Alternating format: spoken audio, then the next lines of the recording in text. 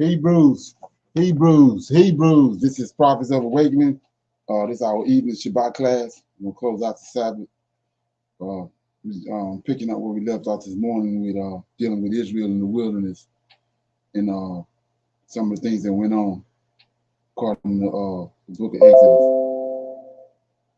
You can go to our YouTube channel for the people that's interested, Prophets of Awakening, and check out our videos. There's a lot of information in these videos, and you can we connect dots for you and lead you into the truth of the scriptures. And if you like what you're hearing and receiving through these videos, I'm asking you to like, share, and subscribe to the channel. And for those that feel the need to support the channel, you can look at our Cash App information at the bottom of the screen, okay, in the video. Okay, this is a non-Messianic channel. We deal with the Tanakh and the Torah. Tanakh being the Old Testament, and the Torah is the first 5 books of the Old Testament, so-called books of the law that was given to Moses when Israel was at the mountain. Shalom and welcome to Prophets of Awakening, and welcome to our evening Shabbat class. We're going to do our normal, which is a moment of silence, do some evening Sabbath prayer, Psalms, do current events, little need to know information, open up for the Q&A, and then we'll go into the topic of Israel in the wilderness. Okay?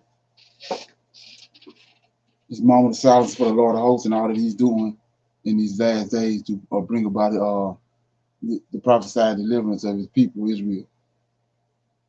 Lord, we pray to the Lord our God to make our confessions. Okay? Oh Lord, the great and dreadful God, keeping covenant and mercy to them that love thee and to them that keep thy commandments. O Lord, righteousness belongs unto thee, but unto us a confusion of face, as is this day, to the men of Judah and to the inhabitants of Jerusalem, and unto all Israel that are near and that are far off, through all the countries where thou hast driven us, because of our trespass that we have trespassed against thee. O Lord, hear this prayer, and cause thy face to shine upon thy sanctuary and thy people, for your sake. O Lord, open thine eyes and incline thine ears to hear and to behold our condition. O Lord, hear. O Lord, forgive. O Lord, hearken and do, and defer not, for thy own sake. For your people and the land need you desperately at this hour. Okay? Peace be unto you. So with that being said, we do some current events. Got some stuff going on. So is it just me, or are these storms getting worse and worse each and every time they pop up? There were 3 states this week alone that had state of emergencies issued. Now, one would think that something is awry. Something is happening out there. That's the conspiracy side of me.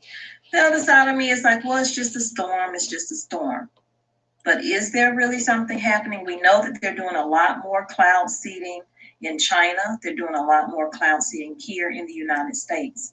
And they're not really talking about the global warming as much, but yet these storms are getting worse and worse. Are we prepared for what is to come? From torrential rains and flooding all the way to a frozen winter. Let me know down in the comments what you think about it. So, Kentucky Governor Andy Beshear declared a state of emergency as historic amounts of rainfall spurred widespread flooding throughout the state on Wednesday. The town of Mayfield, which has already been through too much, has had significant rain and likely significant damage. For all the communities that have been impacted, he signed the state of emergency, and he did that on Twitter. Western Kentucky has seen waves of thunderstorms that are blanketing cities like Mayfield in water, prompting several water rescues across the area. Graves County, which is home to the city of Mayfield, has seen 11.28 inches of rainfall from 12 a.m. to 1 p.m., and that was on Wednesday, which would break the 24-hour rainfall record for the state if verified by the National Weather Service. The previous 24-hour record was 10.48 inches. That is a lot of rainfall in a short period of time. Meanwhile, Mayfield is still recovering from an EF4 tornado that left 80 people dead back in December of 2021. Major flooding like many have never seen is occurring, the Graves County Sheriff's Office wrote in a post on Facebook on Wednesday morning. The office also shared photos of washed out roads now closed due to the storm. The second state of emergency, West Point, Gratiot, it was closed on Friday, but was scheduled to be reopened on Saturday. City crews as well as National Grid and Kravitz Tree Service were also working overtime pretty much trying to cut down huge trees. The mayor there issued that state of emergency. Rosa and the Department of Public Works asked the residents to be patient as crews go through the city and clear the debris in the days following the storm. And the third state of emergency was in Hawaii. Hawaii is under a state of emergency after Tropical Storm Calvin hit the Big Island overnight. Governor Josh Green declared the emergency on Tuesday in anticipation of the storm. He granted administrative leave for all non-essential government employees on the Big Island and warned residents to prepare for mudslides and wind damage. So this storm was expected to give them at least 4 to 8 inches of rainfall. Y'all, what is happening with the weather? Summers are hotter. We're seeing triple digit numbers in states that normally do not have triple digit numbers. So please stay safe out there. It does not take long for that heat to affect you. And if summer is looking like this, what is winter going to look like?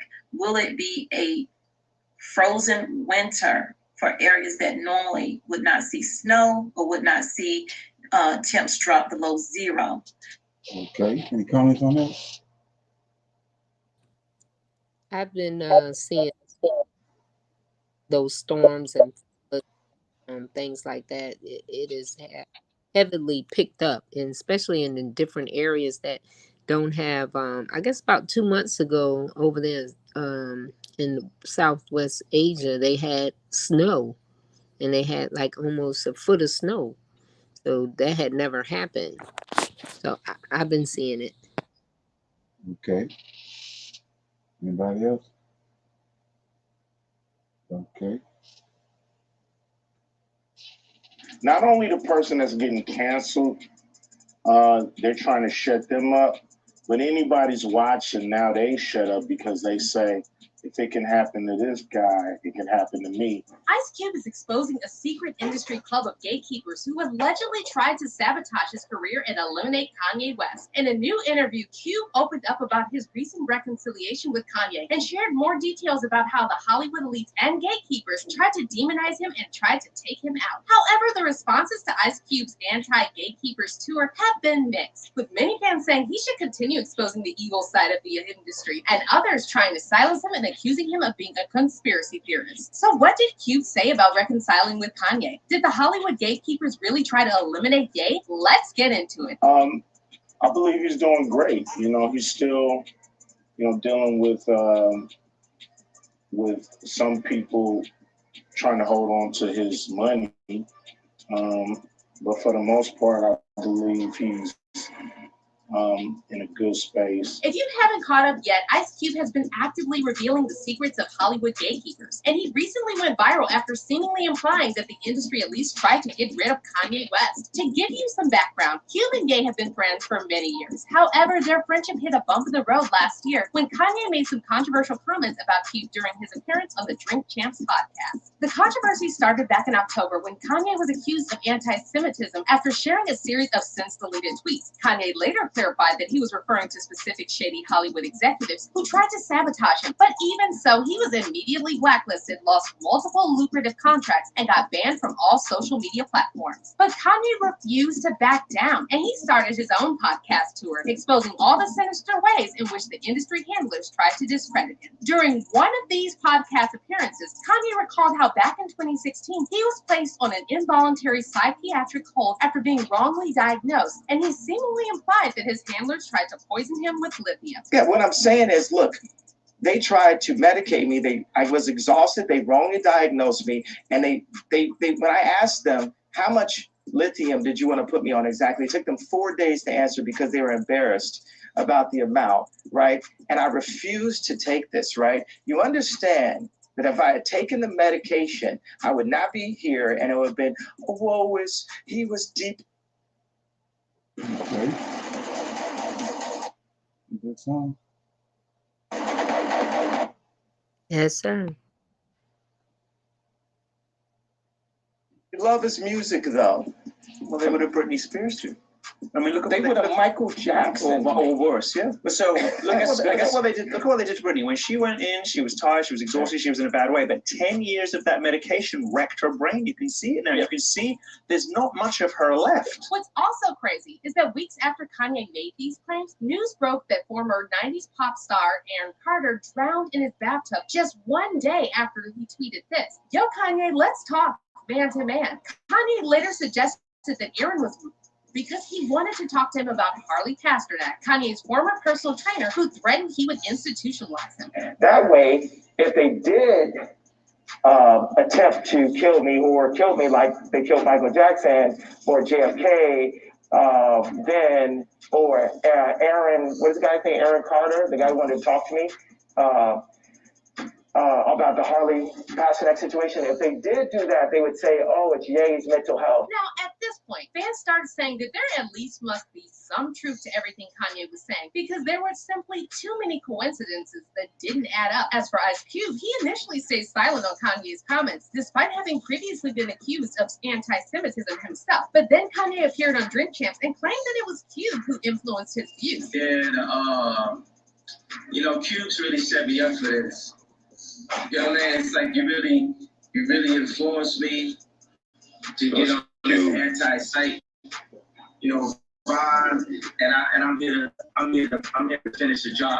That's when Cube fired back on Twitter, claiming he has nothing to do with Kanye's beliefs. I hate that my name was dragged into this drunk champs BS, Cube wrote. I don't know what Gay meant by his statements. You're gonna have to ask him. I didn't put the batteries in his back. Please leave my name out of the anti-Semitic talk. I'm not anti-Semitic and never have been.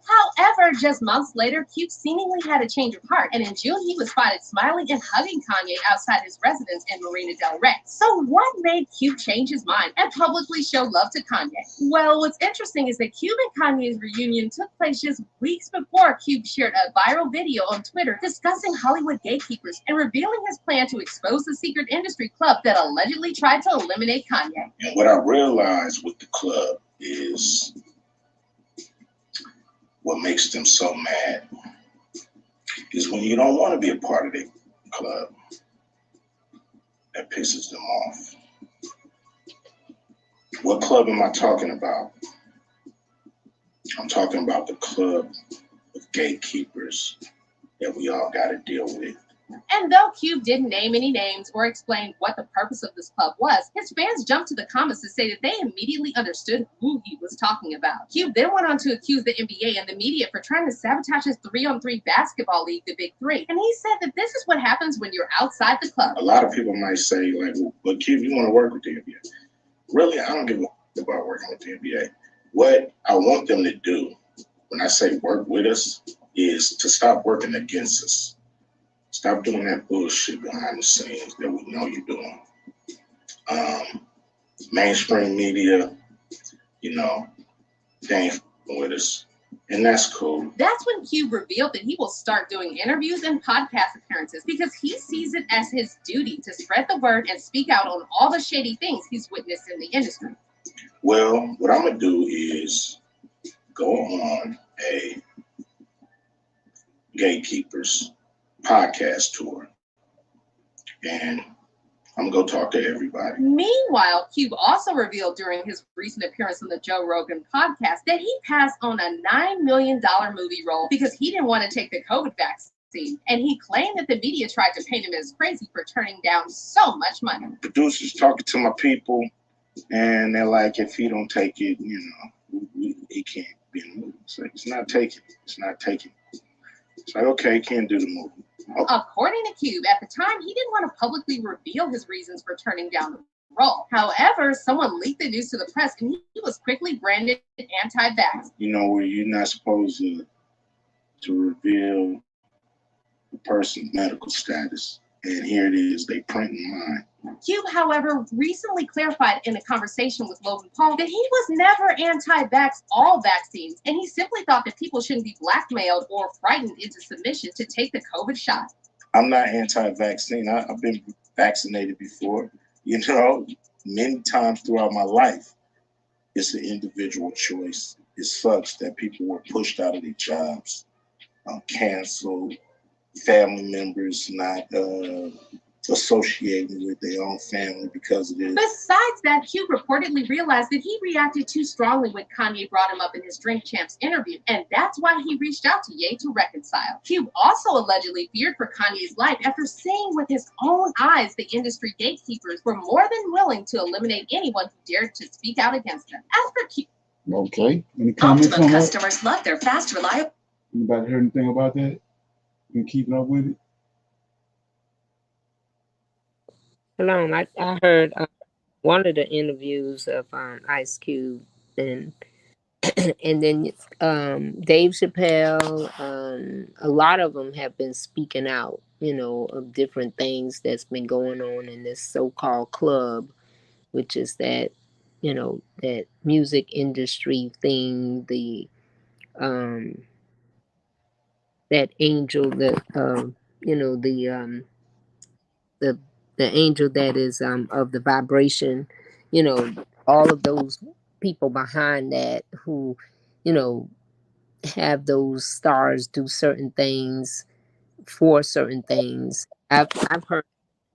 Yes, sir. Okay. Anybody else? Okay, here's some need to know information. I thought it was pretty interesting because it's From like, building cities on Mars. it's like I was saying, they 50 years ahead of us, which is, when you understand what 50 years, it's a jubilee. 7 times 7, 49, 50 is a jubilee. So they operate 50 years ahead of us. Information, knowing what's going to happen. So this right here is 9 things that they know will happen before 2050. Mars to the extinction of chocolate. These are 9 events that will happen before 2050.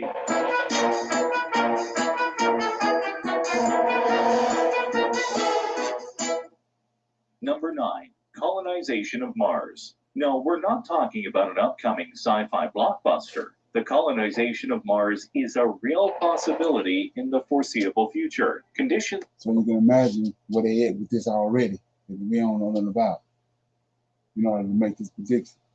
On the surface of Mars are closer to the conditions on Earth in terms of temperature and sunlight than on any other planet or moon. However, the surface is not hospitable to humans or most known life forms due to the radiation, extremely low air pressure, and an atmosphere with only 0.1% oxygen. This means that human survival on Mars would require living in artificial environments with complex life support measures. While NASA has said that the idea of making the surface of Mars habitable in the near future is not realistic, billionaire SpaceX owner Elon Musk disagrees. Musk is currently funding and developing a series of Mars-bound cargo flights set to launch as early as 2022, followed by the first crewed flight to Mars in 2024. During the first phase, the goal will be to launch several spacecrafts to transport and assemble a methane and oxygen propellant plant and build up a base in preparation for an expanded surface presence.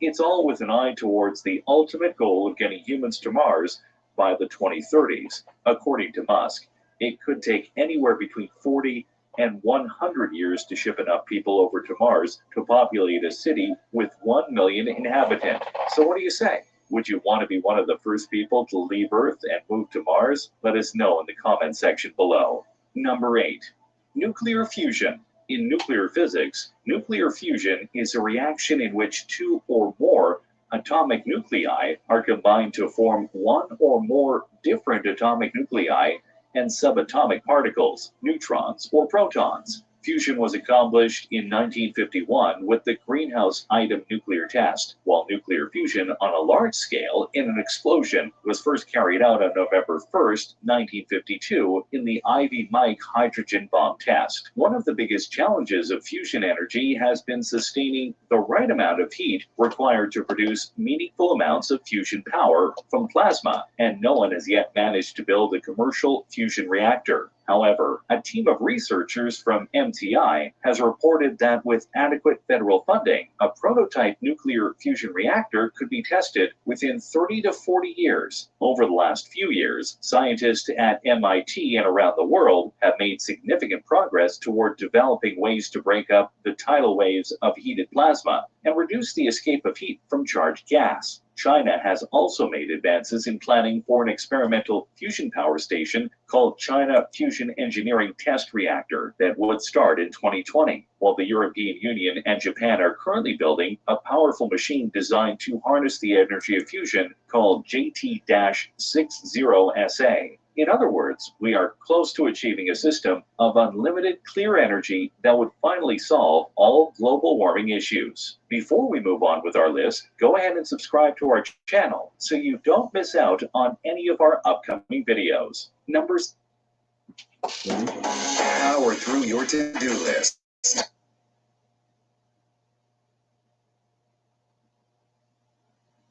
Stellar exploration. Until recently, interstellar travel was nothing more than a theoretical possibility. However, the exploration of other star systems may become reality sooner than you think. Russian entrepreneur and physicist Yuri Milner is currently funding the development of a fleet of light sail spacecraft named Starship that will be capable of making the journey to Alpha Centauri star system 4.37 light years away. A flyby mission has been proposed to Proxima Centauri b, an Earth-sized exoplanet in the habitable zone of its host star, Proxima Centauri, in the Alpha Centauri system. At a speed between 15% and 20% of the speed of light, it would take between 20 and 30 years to complete the journey, and approximately 4 years for a return message from the Starship to Earth. According to Milner, the fleet would have about 1,000 spacecraft, and each one would be a very small centimeter-sized vehicle weighing a few grams. He estimates the first fleet could launch by around 2036. Number 6. Ice-free Arctic.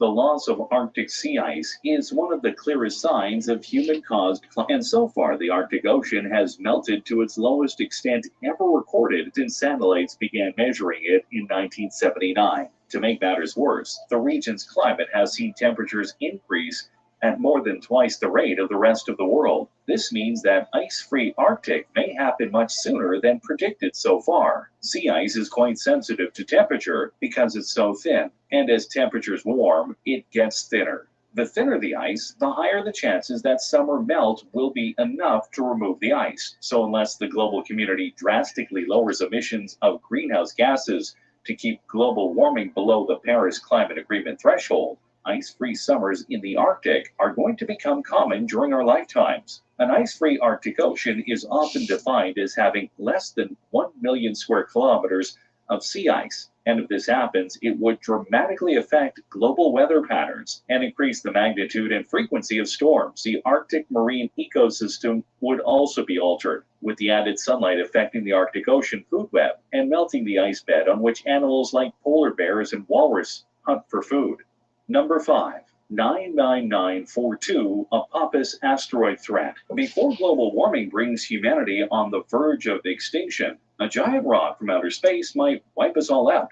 While you're watching this video, asteroid the size of a small mountain called 99942 Apophis is hurling towards Earth through space, and there's a probability it will hit Earth on April 13th, 2029, discovered in June 2004. Asteroid Apophis is about 370 meters in diameter, and if it does make impact with our planet, its explosive power would create the most powerful earthquake on record. It is estimated that Apophis would make atmospheric entry with 750 megatons of kinetic energy, For comparison's sake, the biggest hydrogen bomb ever exploded, the Tsar Bomba, was around 57 megatons, while the 1883 eruption of Krakatoa volcano was the equivalent of roughly 200 megaton. Using a study, urgent action is needed to control the use of antibiotics before they stop working and leave a number of major conditions untreatable. Resistance to antibiotics is growing at such an alarming rate that they risk losing effectiveness entirely, which means that medical procedures such as cesarean sections, joint replacements, and chemotherapy could soon become too dangerous to perform, and unless serious action is taken soon, drug-resistant infections will kill 10 million people a year by 2050. Drug-resistant infections are thought to be growing due to overuse of medicines such as antibiotic and antifungus treatments to treat minor conditions such as the common cold. With overuse, resistance to the drugs builds up and some conditions become incurable. Research has also suggested that antibiotic use in pig farming is common as poor living conditions mean such treatment is necessary to prevent infections spreading between livestock, and that this passes down to humans through pork consumption, increasing resistance levels further. In the UK, 45% of all antibiotics are given to livestock. The study estimates that without action now, the cost of antibiotic failure will be 100 trillion before 2050, and antimicrobial resistance might soon become a greater threat to mankind than cancer currently is. Number 2, technological singularity. The technological singularity is the hypothesis that the invention of artificial superintelligence will trigger rampant technological growth, resulting in unimaginable changes to human civilization. According to this hypothesis, an upgradable intelligent agent, such as a computer running software-based artificial general intelligence, would enter a runaway reaction or self-improvement cycles, with each new and more intelligent generation appearing more and more rapidly, causing an intelligence explosion and resulting in a powerful superintelligence that would ultimately surpass all human intelligence. In the 2010s, predominant public figures such as late English theoretical physicist Stephen Hawking expressed concerns that full artificial intelligence could result in human extinction. In March 2017 interview with the Times magazine, Hawking said that an AI apocalypse was impending and the creation of some form of world government would be necessary to control the technology. He also expressed his concern about the impact AI would have on middle-class jobs and even called for a complete ban on the development of AI agents for military use. In his book, The Singularity is Near, American futurist and director of engineering at Google, Ray Kurzweil, predicts that by the year 2045, AI will have surpassed human beings as the smartest and most capable life forms on the planet, and machines will have attained equal legal status with organic humans, who may even become a minority on Earth. No. What inspires me and the team is to work on things that used to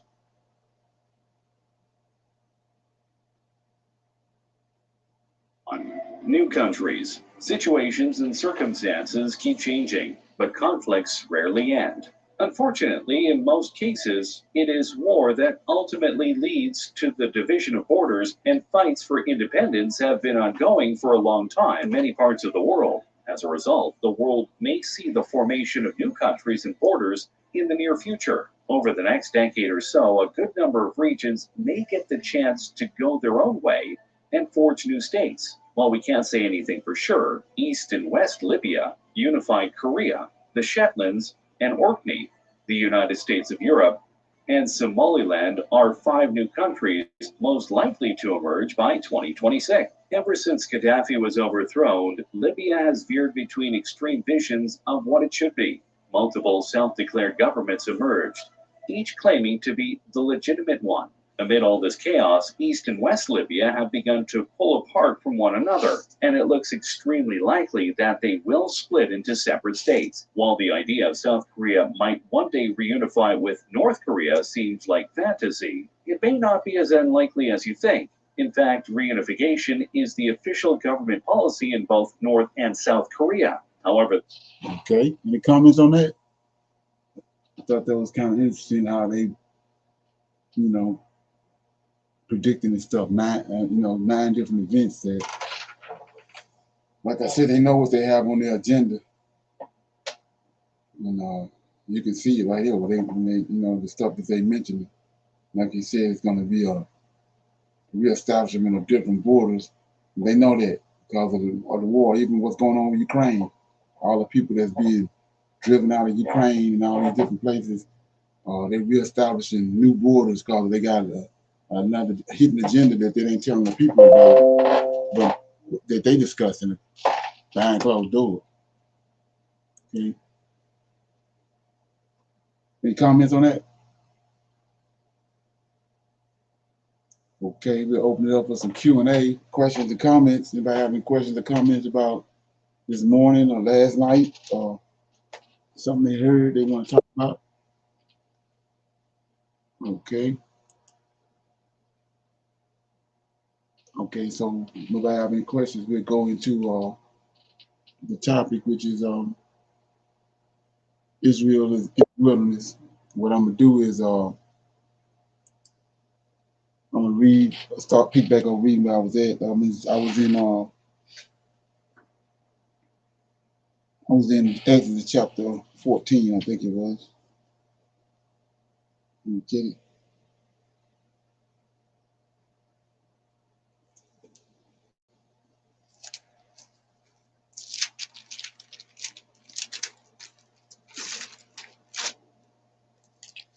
Okay. It says these are the instructions that the Israelites received. It says, and the Lord spake unto Moses, saying, speak unto the children of Israel that they turn and encamp before Pihara, between Migdal and the sea, over against Baal-zebub, before it shall ye encamp by the sea. For Pharaoh will say of the children of Israel, they are entangled in the land. The wilderness hath shut them in, and I will harden Pharaoh's heart, and he will follow after thee, and I will be honored upon Pharaoh and upon all his hosts, that the Egyptians may know that I, the Lord, and they did so. And it was told the king of Egypt that the people fled, and the heart of the Pharaoh and of his servants were turned against the people. And they said, why have we done this, that we have let Israel go from serving us? And he made ready his chariots and took his people with him. And he took 600 chosen chariots and all the chariots of Egypt and the captains over every one of them. And the Lord hardened the heart of Pharaoh, king of Egypt, and he pursued after the children of Israel. And the children of Israel went out with a high hand, but the Egyptians pursued after them, all the horses and the chariots of Pharaoh and his horsemen and his army, and overtook them encamping by the sea, beside Piharet, before Baal Zephon. And when the Pharaoh drew nigh, the children of Israel lifted up their eyes, and behold, the Egyptians marched after them. And they were so afraid, and the children of Israel cried out unto the Lord. And they said unto Moses, because there was no graves in Egypt, hast thou taken us away to die in the wilderness, wherefore hast thou dealt thus with us to carry us forth out of Egypt? Is not this the word that we tell thee in Egypt, saying, let us alone, that we may serve the Egyptians? For it have been better for us to serve the Egyptians than that we should die in the wilderness. And Moses said unto the people, fear ye not, stand still, and see the salvation of the Lord, which he hath showed to you today. For the Egyptians whom ye have seen today, ye shall see them again no more forever. And the Lord shall fight for you, and ye shall hold your peace. And the Lord said unto Moses, wherefore criest thou unto me? Speak unto the children of Israel that they go forward, but lift up the rod and stretch out thine hand over the sea and divide it, and the children of Israel shall go on dry ground through the midst of the sea. And I behold, I will harden the hearts of the Egyptians, and they shall follow them, and I will get me honor upon Pharaoh and upon all his hosts, upon his chariots and upon his horses. So notice right here, this morning we saw how he was specific. He kept saying that, you know, he's dealing with his Pharaoh heart. He's setting the Pharaoh up. What we see right here, when he opened up the Red Sea, because that was his objective, was to drown all of them in the Red Sea. Before he got there, that was already his objective. That's why he hardened his heart. So when they got to the Red Sea, notice in verse 17 it says, and behold, I will harden the hearts of the Egyptians, all of them. Now he's fumbling with all of them hard. So he says, I will harden the hearts of the Egyptians, and they shall follow them, and I will give me honor upon Pharaoh and upon all his hosts, upon the chariots and upon his horsemen. And the Egyptians shall know that I am the Lord, when I have gotten me honor upon Pharaoh and upon his chariots and upon his horsemen. And the angel of God, which went before the camp of Israel, removed and went behind them, and the pillar of the cloud went before them, their faces, and stood behind them. And it came between the camp of the Egyptians and the camp of Israel, and it was a cloud and darkness. It was a cloud and darkness to them, but it gave light by night to these, so that one came not near the other all night. It says, and then and Moses stretched out his hand over the sea, and the Lord caused the sea to go back by the strong east wind all that night, and made the sea dry land, and the waters were divided. So notice right here, we got a place where water is at. When you all of a sudden move the water, I mean, it's water been there forever. So that ground is going to be soggy, real soggy and muddy. But notice it says in 21, Moses stretched out his hand over the sea, and the Lord caused the sea to go back by the strong east wind all that night. So the strong east wind blowing over this dry ground all night, dried it up. Said all that night, and made the sea dry land. See that? And the waters were divided. And the children of Israel went into the midst of the sea upon dry ground, and the waters were a wall unto them on their right hand and on their left. So just for GP, like I was saying before, this is one of those things that is not, not straight out or rightly divided. So they gave us baptism, like I was saying. That's something the Egyptians was doing. The Egyptians worshipped the Nile River, and the Pharaoh and the Egyptians would go down to the Nile River, and the Pharaoh got baptized in the Nile River because they worshiped the Nile River. So that's where baptism came from. You can see it on all the reliefs and on the walls and the tombs in Egypt, where they pouring water on the Pharaoh head. They got all that from Egypt. So the thing is, to justify that, they're saying that this situation that happened when they went through the Red Sea was a form of baptism. But we see right here, he tell you that's a lie from the pits of hell, because he says, 21, Moses stretched out his hand over the sea, and the Lord caused the sea to go back by the strong east wind all that night, and made the sea dry land. So it ain't no baptism. Baptism is you got to get wet. We see that now in you get baptized. They dip you in the water. They don't dip you on the side of the water. You got to get in the water. You got to get wet. You got to get immersed. So we don't see none of these Israelites got wet. They ain't get immersed. That's not no form of baptism. That's Josephus and Sir Francis Bacon, they work. So they just saying it, but it ain't no facts. So 22, and the children of Israel went into the midst of the sea upon dry ground. See that? They ain't go in there. They didn't go into the midst of the sea and get wet, get immersed. They went in upon dry ground, and the waters were a wall unto them on their right hand and on their left. And the Egyptians pursued and went after them to the midst of the sea, even all the Pharaoh horses and his chariots and his horsemen. And it came to pass that in the morning watch, the Lord looked into the host of the Egyptians through the pillar of fire and the cloud, and, and troubled the host of the Egyptians. And he took off their chariot wheels, that they drove them heavily, so that the Egyptians said, let us flee from the face of the Israel. So the Lord fighted for them against the Egyptians.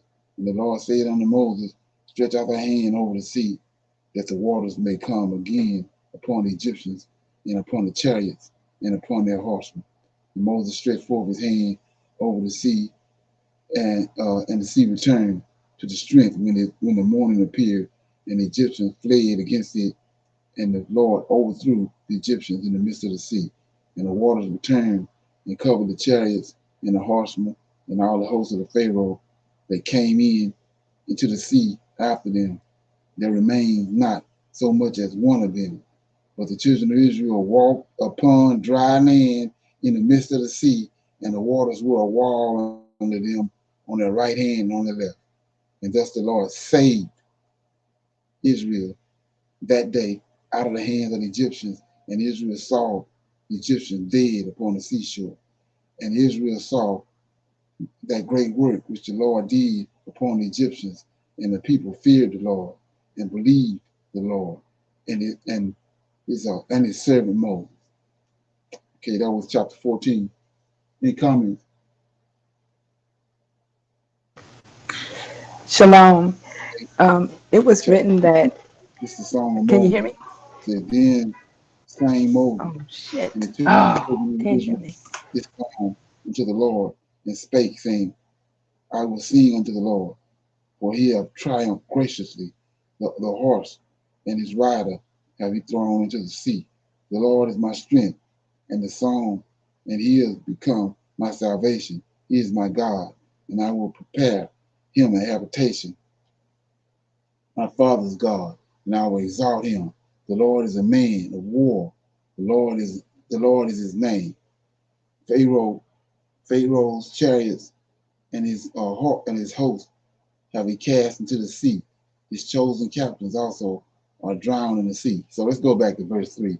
It says, we talked about this morning and last night when these three angels came, and these angels look like men. We made in their image, they're not made in our image. So they look like men. We saw a man came in the fiery furnace. And it's not Yahweh. So we see right here it says, the Lord of hosts is a man. It takes you back to Genesis 18. The Lord is a man of war. The Lord is his name. Okay. 5. The depth self has covered them. They sank into the bottom of as a stone. Thy right hand, O Lord, is become gracious in power, glorious in power. Thy right hand, O Lord, have dashed in the pieces the enemy, and in the greatness of thy excellency, thou hast overthrown them that rose up against thee. Thou sendeth forth thy wrath, which consumed them as stubble, and with the blast of thy nostrils, the waters which are gathered together. The flood stood upright as a heap, and the depths were uh, congealed in the heart of the sea. The enemy said, I will pursue, I will overtake, I will divide the spoils. My lust shall be satisfied upon them. I will draw my sword, my hand shall destroy them. Thus did blow with thy wind, and the sea covered them. They sank as lead in the mighty waters. Who is likened unto thee, O Lord, among the gods? Lowercase. Who is like these, glorious in holiness, fearful in praises, doing wonders? Thou stretchest out thy right hand, and the earth swallowed them. Thou in thy mercy have led forth the people which thou hast redeemed. Thou hast guided them in thy strength to thy holy habitation. The people shall hear and be afraid. Sorrow shall take hold of the inhabitants of Palestine. Then the dukes of Edom shall be amazed, and the mighty men of Moab trembling shall take hold upon them, all the inhabitants of Canaan shall melt away. Fear and dread shall fall upon them. By the greatness of thine arm, they shall be as still as stone, till the people pass over. O Lord, till the people pass over, which thou hast purchased. Thou shalt bring them in and plant them in the mountain of thine inheritance, in the place, O Lord, which thou hast made for thee to dwell in the sanctuary, O Lord, which thy hands have established. The Lord shall reign forever and ever. For the horses of Pharaoh went in with his chariots and with his horses into the sea, and the Lord brought again the waters of the sea upon them. But the children of Israel went on dry land in the midst of the sea. And Miriam, the prophetess, the sister of Aaron, took a timbrel in her hand, and all the women went out after her with timbrels and with dances. And Miriam answered them, "Sing ye to the Lord, for he hath triumphed gloriously. The horse and his rider have he thrown into the sea." Okay, so Moses brought Israel from the Red Sea, and they went out into the wilderness of Shur, and they went 3 days in the wilderness and found no water. And when they came to the Morah, they could not drink of the waters of Morah, for they were bitter. Therefore, the name of it was called Marah. And the people murmured against Moses, saying, "What shall we drink?" And he cried unto the Lord, and the Lord showed him a tree, which when he had cast it into the waters were made sweet. There he made for them a statute and an ordinance, and there he proved them, and said, "If thou wilt diligently hearken to the voice of the Lord thy God, and will do that which is right in his sight, and will give ear to his commandments, and keep all his statutes, I will put none of these diseases upon thee which I have brought upon the Egyptians, for I am the Lord that healeth thee." And they came to Edom, where were 12 wells of water, and 70 palm trees, and they encamped there by the waters. Okay, so that was chapter 15. So one of the things I want to shine light on was, notice how he saved them out of the Red Sea, and then it says Moses brought Israel from the Red Sea, and they went out into the wilderness of Shur, and they went 3 days. So from the time he saved them, which is miraculous, they watching all this. He opened up the Red Sea, saved them. 3 days later, see that? 3 days later, they murmured right here. They already got doubt. 3 days later,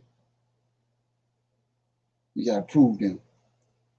3 days later, okay?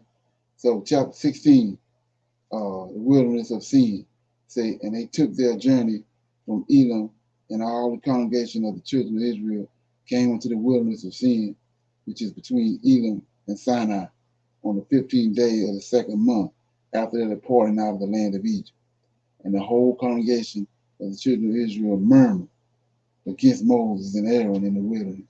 And the children of Israel said unto them, "Would to God we had died by the hands of the Lord in the land of, by the hands of the Lord in the land of Egypt, when we sat by the flesh pots, and when we did eat bread to the full, for ye have brought us forth into the wilderness to kill this whole assembly with hunger." Then said the Lord unto Moses, "Behold, I will rain bread from heaven for you, and the people shall go out and gather a certain rate every day, that I may prove them whether they will walk in my law or not. And it shall come to pass that on the 6th day they shall prepare that which they bring in, and it shall be twice as much as they gather daily."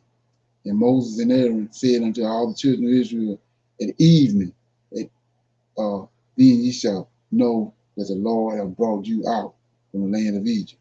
And in the morning, then ye shall see the glory of the Lord, for that he heareth your murmuring against the Lord.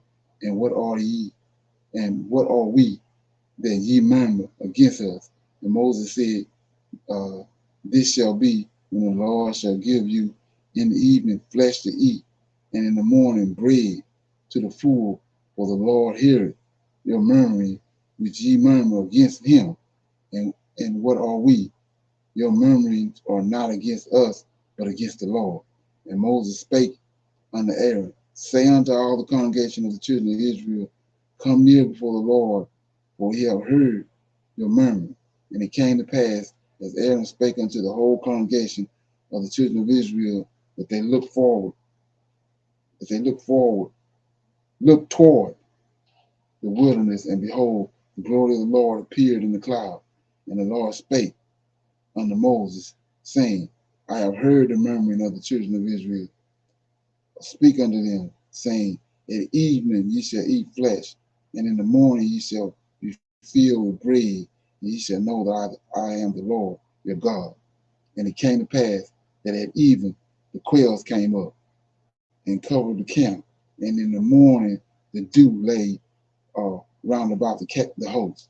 And when the dew that lay was gone up, behold, upon the face of the face of the wilderness, there lay a small round thing, as small as the hoarfrost on the ground.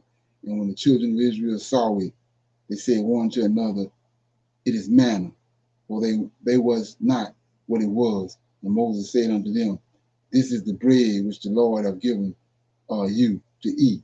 This is the thing which the Lord hath commanded.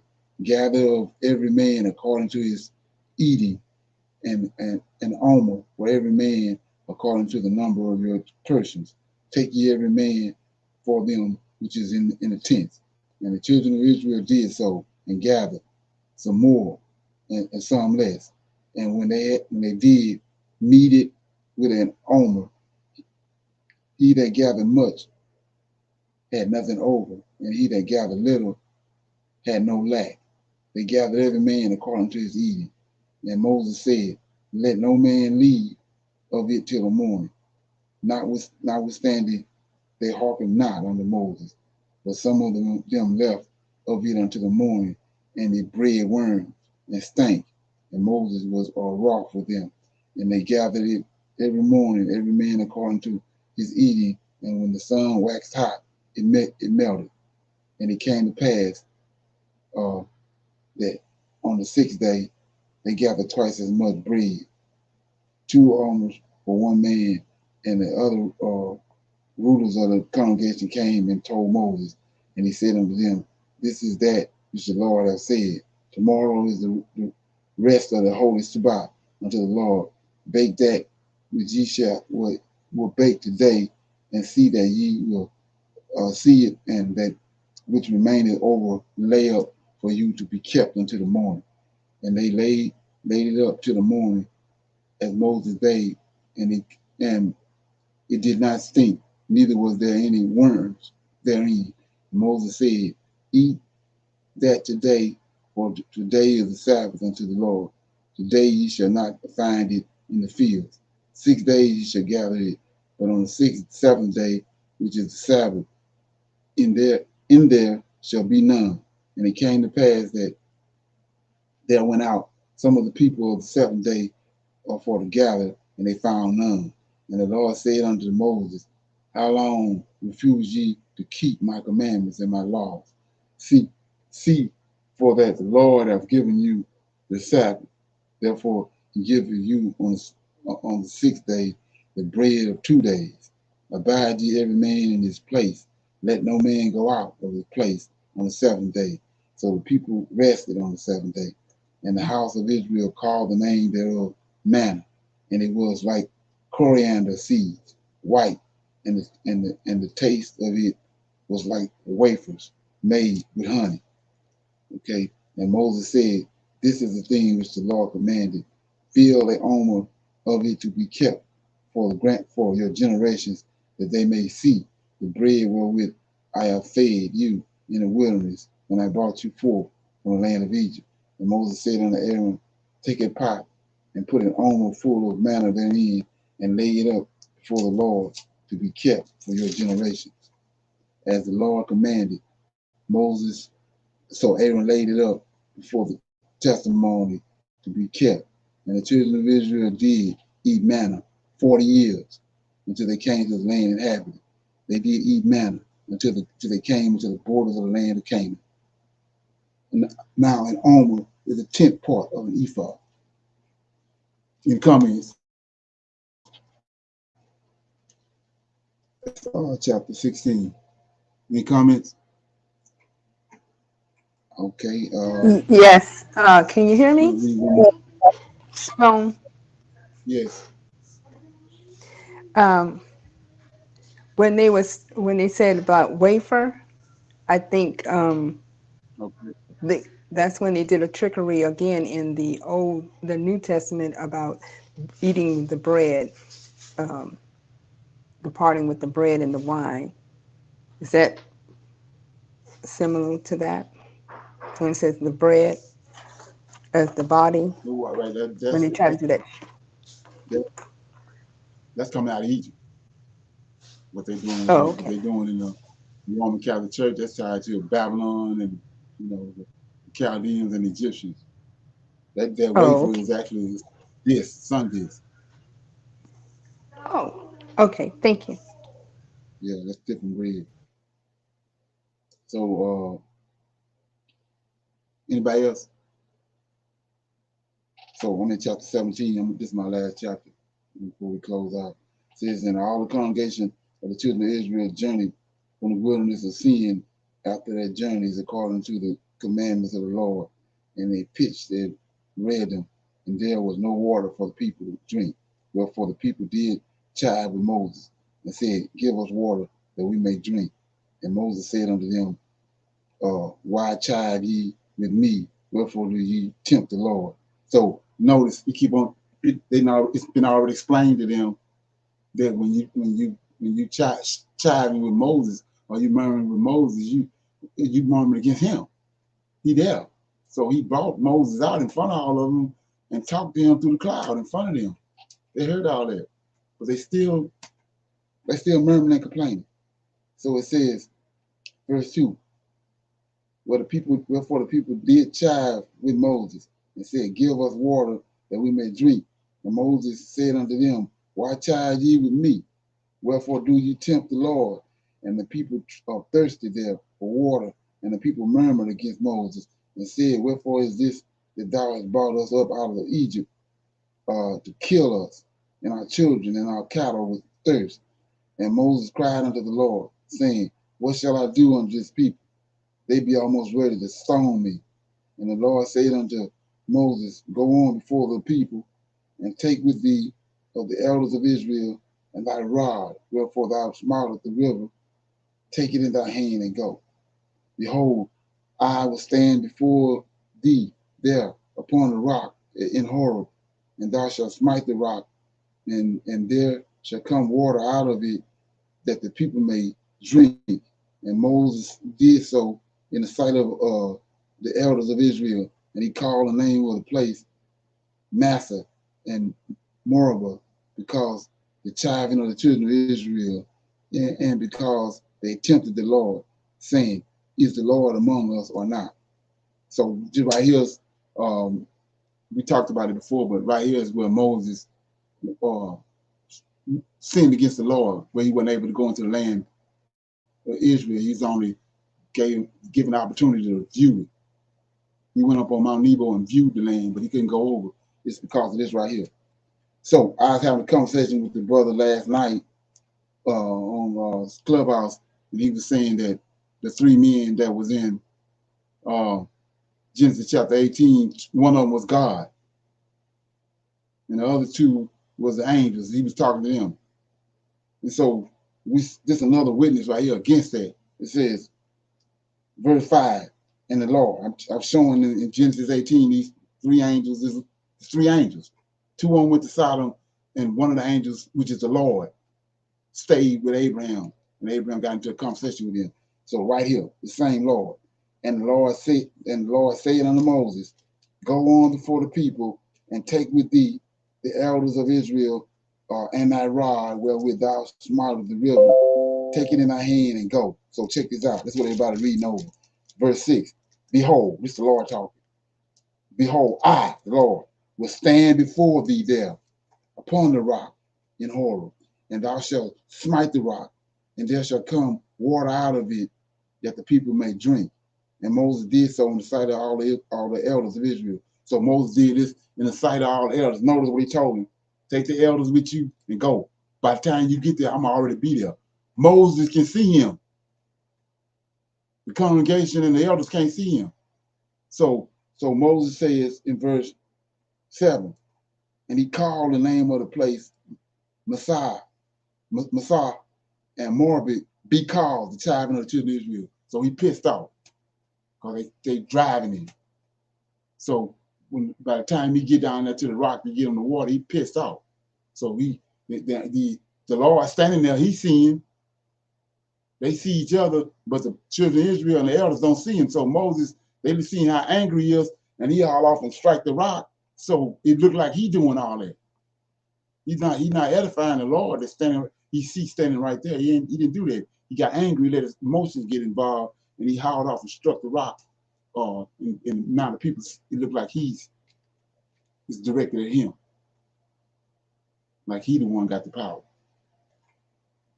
And that's the reason why Moses wasn't able to go into the promised land, because of this incident right here.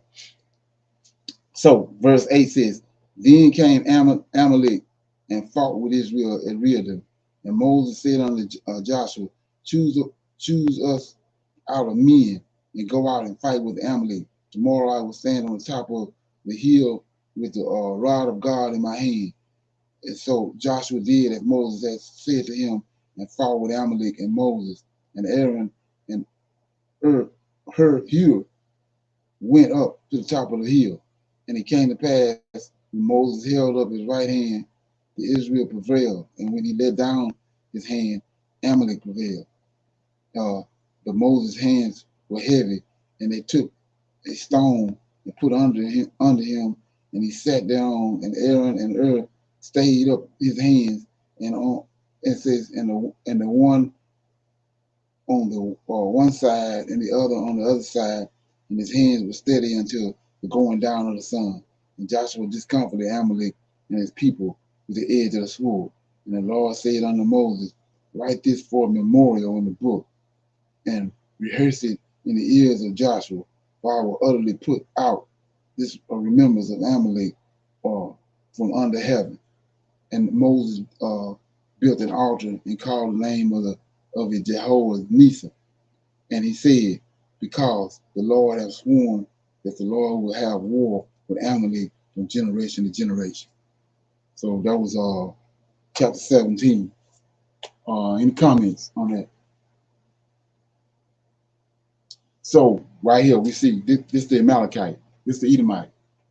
So we told Moses they came up and fought against Israel as soon as they came, the Amalekites, which is the Illuminati Edomite today, the Illuminati banker, the Knights Templars, all them, these Amalekites. The so-called Sir Francis Bacon, that order, that occultic order that he's dealing with was the Rosicrucians. That's who these Amalekites is. They got you thinking they didn't disappear, but they didn't. So he made a promise right here because of what they done. Right here he says in verse 14, the Lord said unto Moses, write this for a memorial in a book, and rehearse it in the ears of Joshua, for I will utterly put out the remembrance of Amalek from the under heaven. So he came good on that word with Saul. But he said he had intentions on, because of what they done right here, he was going to get rid of them, the whole nation. So that's what he sent Saul to do. But we know Saul didn't do that. Saul kept Amalek king, Agag the king, and his wife. And so because of what Saul didn't do to this day, that's why we caught the drummer. Kicked the drummer from this Amalekite, Edomite. So when the story is, they took it out and put it over in the editions of Esther, but Saul not only saved Agag, but he saved his wife, and his wife was pregnant. And so that night, before Saul came and killed Agag with the sword, Agag's wife fled, and she got picked up by a caravan and was taken into Babylon. Well, that's where she had Haman. And that's why Haman, with the story of Esther, hates the Israelites so much. Because of what Saul and what the Lord of hosts, the God of Israel, had Saul to do to his people. And that's why he hated him. And so, like I said, because of what Saul didn't do, the Amalekites is still in existence to today. Whenever they turned, when the Most High Lord of hosts turned the tides on Haman and had him hung, him and his sons on the gallows, the rest of those Edomites, Amalekites, fled to Greece. That's who Philip and Alexander the Great. They are Amalekite. They are Amalekite Edomites dwelling among the Greeks. And so it tells you when Alexander died, he took 4 of his brethren, generals that were raised up with him, Edomites, and he divided his kingdom into Edomites. They Gentiles, they're ruling over Gentiles, but they're Edomites. And a lot of people don't understand that, and that's why they get sidebarred and sidetracked with the understanding of the scriptures and how to follow Edom and then follow the Amalekite, Edomite. Any conversation, questions or comments before we close out? Everybody good? Okay, we'll play this little poem right here, and then we're gonna exit.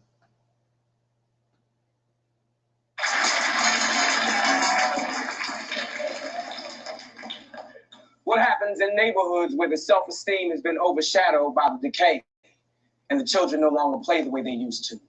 Where young boys choose to follow figures that had no father figures, a place where lives have been reduced to mere names on a nigga wall. A lot of dead shames on a nigga wall because most of my childhood friends died over some dumb shit. It's like we all on some slum shit. Whatever happened to that we shall overcome shit. Nigga, where I'm from shit. They done tore down the projects and took away neighborhood sports. It's a place where little black boys put on jerseys and shorts, dream big about stardom on fine hardwood courts, but awake to the harsh reality of the stripped, unfinished inner city floor where life splinters. Cold winters are sheltered by crack houses instead of recreational centers that they claim to not have the paper to keep open for operation. The deconstruction of the black family has been in perpetuation ever since Willie Lynch set his theory in motion. Decharacterization was his sole promotion. Therefore, if you take the basketball out of his face and put the coke in his place, he'll still score. What's a young boy to do when he doesn't want to do wrong, but there's a lock on the right door? When he has the heart of a soldier, the aggression of a prize fighter, but no one's taught him what to fight for. See, most of our families are fatherless and quite poor, so we miss out on meals as well as kisses and hugs. You've got the audacity to cut the funding for the facilities that keep us off the streets, then ask us why we sell drugs.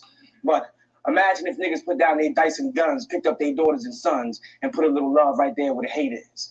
Imagine if niggas had the chance to become accountants before being taught what the difference between wet and dry weight is. Imagine if these little inner city kids had the same type of schools that these rich kids have way out there in the sticks. Imagine if niggas had the chance to learn chemistry for real before we learned how to whip 7.5 out of 6. Imagine if these little black girls could go to that dance school for free and learn to love the dream of that Broadway show. Imagine if she wasn't forced into a game where you assume a filthy name and put your soul when your ass up the show. Imagine if she was taught to love herself, imitate no one, demand and demonstrate respect when she walks through the door. Imagine if she watched the telly and saw herself during the primetime hour instead of the 4 o'clock video whore.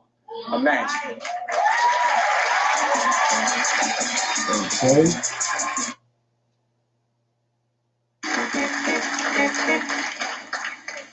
My father always. Okay. Shalom. I'll see everybody Tuesday at 8 o'clock for our advanced Bible study. Shalom.